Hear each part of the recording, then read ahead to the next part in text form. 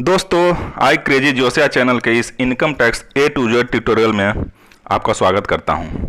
इस ट्यूटोरियल में सबसे पहले इनकम टैक्स रिटर्न किसी और से फाइल करवाते समय ध्यान में रखने वाली बातों के बारे में विस्तार से बताया जाएगा। दोस्तों, मेरा यह वीडियो बनाने का पर्पस आपको डराना नहीं है। मैं आपको केवल कुछ चीज़ों से अवेयर करना चाहता हूँ ताकि इन फ्यूचर आपको किसी तरह की परेशानी न हो। पिछले कुछ समय से इस प्रोफेशन में कुछ फ्रॉड लोग जुट गए हैं जो इस प्रोफेशन की छवि को ख़राब कर रहे हैं। देखा जाए तो ये पर्सन्स एक्सपर्ट भी नहीं हैं और इनके पास कोई क्वालिफिकेशन भी नहीं है। इन्होंने यूट्यूब वीडियो के माध्यम से या कुछ ब्लॉग्स के माध्यम से कुछ केसेज का ITR फाइल करना सीख लिया है और वे क्लेम करते हैं कि वो टैक्स एक्सपर्ट हैं और वे आपकी पर्सनल इन्फॉर्मेशन लेकर उसका ये मिसयूज कर सकते हैं। ऐसे कई सारे केसेज आज सामने आए हैं। दोस्तों, इस वीडियो में मैं आज 5 ऐसे टिप्स देने जा रहा हूं जिससे आप फ्यूचर में होने वाले फ्रॉड्स को कम कर सकते हैं। दोस्तों, मेरा सबसे पहला सजेशन यह है कि इनकम टैक्स डिपार्टमेंट के ऑनलाइन पोर्टल पर पर्सनल कॉन्टैक्ट नंबर एवं पर्सनल ईमेल ID अपडेट होना चाहिए जो कि एक्टिव हो एवं जिसे आप यूज कर रहे हों। होता यह है कि जब हम किसी टैक्स एक्सपर्ट से अपना ITR फाइल कराते हैं तो कई मामलों में वो टैक्स एक्सपर्ट अपना खुद का ईमेल ID एवं कॉन्टैक्ट नंबर अपडेट कर देता है। अब यहाँ पर अगर आपका पर्सनल कॉन्टैक्ट नंबर और पर्सनल ईमेल ID अपडेटेड नहीं है तो आपको इनकम टैक्स पोर्टल के अकाउंट पर आपका कोई भी कंट्रोल नहीं होगा। पूरा कंट्रोल उस टैक्स एक्सपर्ट का होगा। अब इससे क्या नुकसान हो सकता है, सबसे पहले समझिए कि इनकम टैक्स डिपार्टमेंट से कुछ भी कम्युनिकेशन आता है, किसी भी प्रकार का नोटिस आता है या इन्फॉर्मेशन आता है, वो इसी कॉन्टैक्ट नंबर पर या इसी ईमेल ID पे आएगा। तो अगर आपका ईमेल ID या कॉन्टैक्ट नंबर अपडेटेड नहीं है तो आपको कभी पता ही नहीं चलेगा कि आपको कोई नोटिस या कम्युनिकेशन इनकम टैक्स डिपार्टमेंट की तरफ से आया है। तो अगर उस टैक्स एक्सपर्ट ने आपके उस कम्युनिकेशन पर ध्यान नहीं दिया तो हो सकता है कि आपको इस नोटिस के बारे में कभी पता ही नहीं चले। और इनकम टैक्स के जो नोटिस होते हैं उनका रिप्लाई आपको एक टाइम लिमिट में करना होता है। तो जनरली वो टाइम लिमिट 15 दिन या 30 दिन होती है। तो अगर आप स्पेसिफाइड टाइम लिमिट में उस नोटिस का रिप्लाई नहीं करते हैं तो आपको काफ़ी सारा नुकसान हो सकता है एवं आपको काफ़ी सारी पेनल्टीज लगाई जा सकती है। आपका contact number email ID update न होने का एक और नुकसान है कि इनकम टैक्स पोर्टल में लॉगिन करने के लिए आपको पासवर्ड की ज़रूरत होती है और कई बार आपका पासवर्ड केवल टैक्स एक्सपर्ट के पास होता है। तो अगर आपको अपना इनकम टैक्स एक्सपर्ट चेंज करना हो या आपको खुद से अपना इनकम टैक्स रिटर्न फाइल करना हो तो आपको उस पासवर्ड की ज़रूरत होती है। इस पासवर्ड के रीसेट या चेंज करने के लिए आपके इस अकाउंट नंबर और ईमेल ID पर एक 1 टाइम पासवर्ड यानी OTP आता है जिसके हेल्प से आप ये अपने पासवर्ड चेंज कर सकते हैं। तो अगर आपका पर्सनल कॉन्टैक्ट नंबर और ईमेल ID अपडेटेड नहीं है तो इस प्रकार के OTP जो हैं वो आपके पुराने एक्सपर्ट के ईमेल ID और कॉन्टैक्ट नंबर पर जाएंगे और आपको ITR रीसेट करने में प्रॉब्लम आ सकती है। हालांकि इस प्रकार का पासवर्ड रीसेट करने के अदर ऑप्शंस भी अवेलेबल हैं पर फिर भी आपको थोड़ी बहुत प्रॉब्लम आ सकती है। तो ये हुई हमारी टिप नंबर 1 कि इनकम टैक्स पोर्टल में आपका पर्सनल ईमेल ID और पर्सनल कॉन्टैक्ट नंबर अपडेटेड होना चाहिए जो कि एक्टिव हो ताकि जो भी कम्युनिकेशन इनकम टैक्स डिपार्टमेंट से आए वो आप तक टाइमली पहुंच सके। आपका पासवर्ड, ईमेल ID एवं कॉन्टैक्ट नंबर कैसे चेंज करना है इसके बारे में अगले वीडियो में बताएंगे। अब आते हैं सेकंड नंबर के सजेशन में। आपको यह इंश्योर करना होता है कि इनकम टैक्स रिटर्न फाइल करते समय जो अकाउंट नंबर दिया गया है वो करेक्ट है और वो आप ही को बिलोंग करता है। कई बार कुछ फ्रॉड टैक्स एक्सपर्ट क्या करते हैं कि इनकम टैक्स रिटर्न फाइल करते समय रिफंड के ग्रेसेज पर वहाँ पर आपका अकाउंट डिटेल डालने के बजाय वहाँ पर खुद का पर्सनल अकाउंट डिटेल डाल देते हैं और उस वक्त जो रिफंड आता था वो टैक्स एक्सपर्ट के अकाउंट में आता था और वो वहाँ से कमीशन काट कर आपके अकाउंट में पैसा ट्रांसफ़र करता था। और कई बार होता यह है कि जो फ्रॉड टैक्स पेयर होते हैं वो आपको इस प्रकार के रिफंड का पैसा भी वापस नहीं लगाते हैं। हालांकि इस प्रकार की प्रैक्टिसेज रोकने के लिए इनकम टैक्स ने एक नया अपडेट किया है और अब रिफंड केवल उसी अकाउंट में दिया जाता है जिसमें आपका पैन का लिंक है। पर ये जो चेंजेज किया गया है वो इसी साल से किया गया है तो ये कितना फुल प्रूफ है ये अभी तक पता नहीं चल पाया है। और आपको इंश्योर कर लेना चाहिए कि इनकम टैक्स रिटर्न फाइल करते समय जो अकाउंट नंबर और IFSC कोड दिए गए हैं वो करेक्ट दिए गए हैं और वो आप ही को बिलोंग करते हैं।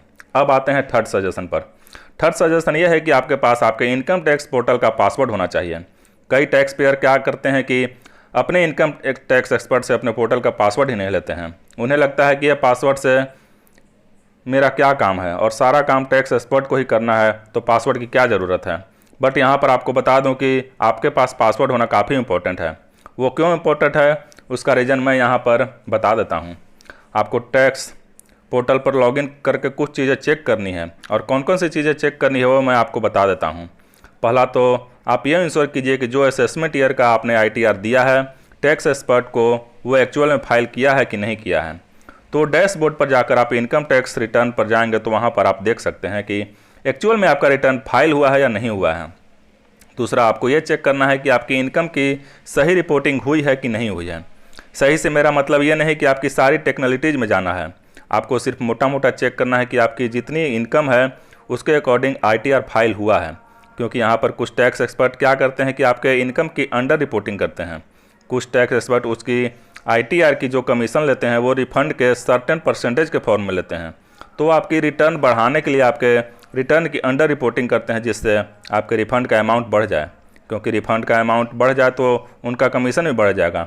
इस तरह से वो आपकी इनकम की अंडर रिपोर्टिंग कर देते हैं, और बाद में आपको इससे संबंधित इनकम टैक्स डिपार्टमेंट से आपको नोटिस आ सकता है, और बाद में आपको इस प्रकार का जो भी आपने रिफंड क्लेम करवाया है गलत तरीके से, ये आपको with penalty income tax department में जमा करना पड़ सकता है। और इसके अलावा आपने जो भी कमीशन दिया है उस टैक्स एक्सपर्ट को 5% या 10% ऑफ रिफंड, वो तो आपका पानी में गया और उल्टा आपको पेनाल्टी अलग लग गई, और टैक्स तो आपका पूरा का पूरा देना पड़ा। तो ये चीज़ आपको ध्यान में रखनी है। इसके अलावा आपको ITR एक्नॉलेजमेंट में एक चीज़ और चेक करना चाहिए कि कहीं पर आपका इनकम टैक्स पेएबल तो नहीं आ रहा है। तो कई बार कुछ टैक्स एक्सपर्ट होते हैं कि जिन्हें ज़्यादा नॉलेज नहीं होता है, और वो टैक्स पेएबल के केसेज में as it is ITR file करते हैं। क्योंकि आपका टैक्स पेएबल है तो आपको पहले इनकम टैक्स पे करना पड़ता है और उसकी चालान की डिटेल ITR में डालनी पड़ती है, ताकि आपके ITR पर टैक्स पेएबल शो नहीं हो।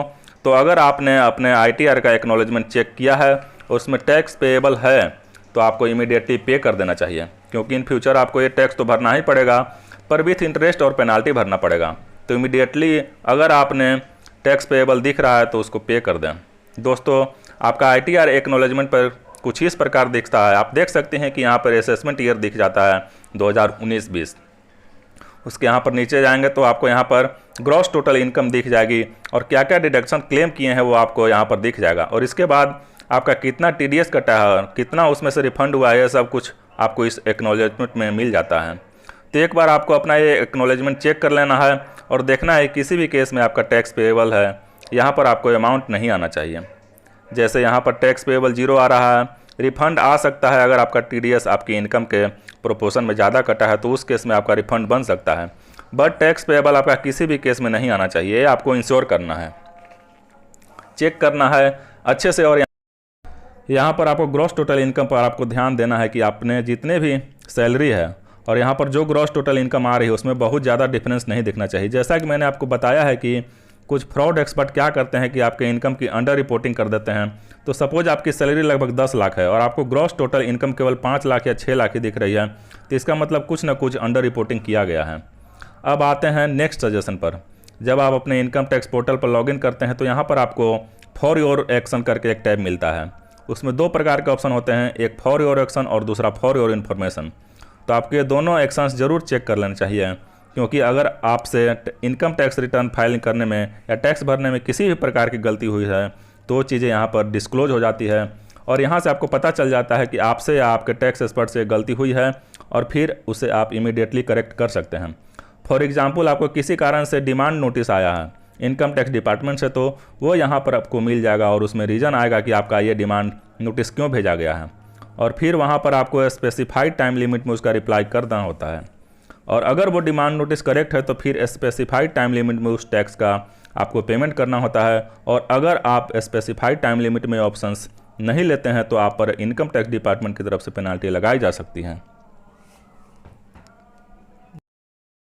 तो अगर आप इस ऑप्शंस को चेक नहीं करोगे तो आपको कैसे पता चलेगा कि आपसे या आपके टैक्स एक्सपर्ट से किसी प्रकार की गलती हुई है और आपको क्या एक्शन लेना है। तो आपको ये दोनों ऑप्शंस जरूर चेक कर लेना चाहिए। अब आते हैं 5th और लास्ट सजेशन पर। यह सजेशन उस केस में एप्लीकेबल है जब आप अपना इनकम टैक्स रिटर्न पहली बार किसी टैक्स एक्सपर्ट से करा रहे हैं और आप उस टैक्स एक्सपर्ट के बारे में ज़्यादा नहीं जानते हैं, और आप उस टैक्स एक्सपर्ट को पर्सनली नहीं जानते हैं, नहीं आपके पास उसके ऑफिस का एड्रेस है और ना ही उसके घर का एड्रेस है। तो उन केसेज में आपको कुछ चीज़ों का ध्यान रखना होता है। ऐसे केसेज में सबसे पहला सजेशन है कि आपको नए टैक्स एक्सपर्ट से अपने पैन कार्ड की और आधार कार्ड को फ़ोटो खींचकर नहीं भेजना चाहिए। आप उनसे पैन नंबर और आधार नंबर शेयर कर सकते हैं, पर आपको फ़ोटो नहीं भेजना चाहिए ताकि आगे वो कोई फ्रॉड कर सकें।